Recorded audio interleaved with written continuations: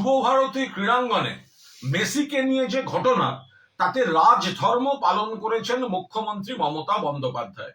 তদন্তের নির্দেশ দিয়েছেন একদিকে পুলিশের, অন্যদিকে অবসরপ্রাপ্ত বিচারপতি অসীম রায়, তাকে দিয়ে একটি কমিটি। এবার রাজ্য সরকার পরপর কড়া পদক্ষেপ নিয়েছে।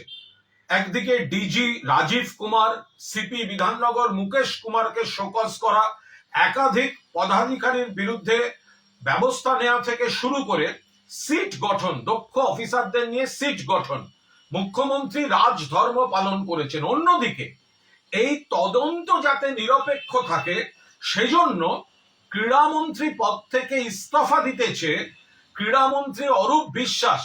ক্রীড়া মন্ত্রী হিসাবে তিনি ইস্তফা দিতেছে মুখ্যমন্ত্রী মমতা বন্দ্যোপাধ্যায়কে তিনি চিঠি দিয়ে দিয়েছেন।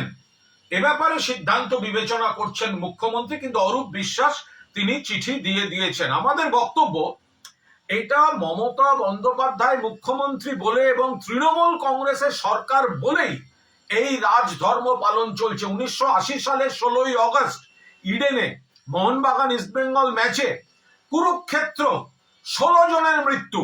তখন কিন্তু মুখ্যমন্ত্রী জ্যোতি বসু, পুলিশ মন্ত্রী জ্যোতি বসু বা ক্রীড়ামন্ত্রী, তারা কেউ এই ধরনের ইস্তফার কথা বলেননি। সেখানে কিন্তু বড় কর্তাদের বিরুদ্ধে কোনো ব্যবস্থা হয়নি।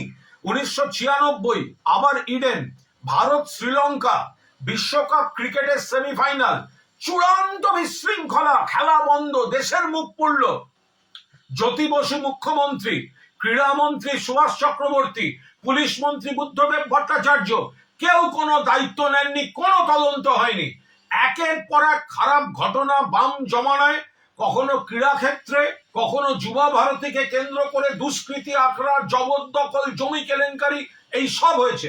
কিন্তু আজ পদক্ষেপ নিতে শুরু করে মমতা বন্দ্যোপাধ্যায় রাজধর্ম পালন করেছেন এবং অরূপ বিশ্বাসও এই তদন্তের প্রতি পূর্ণ আস্থা রেখে মুখ্যমন্ত্রী যখন তদন্ত করাচ্ছেন, সেই তদন্ত যাতে নিরপেক্ষ থাকে, সেই নিরপেক্ষতার স্বার্থে তিনি ইস্তফা দিতেছে মুখ্যমন্ত্রীকে চিঠি পাঠিয়ে দিয়েছেন।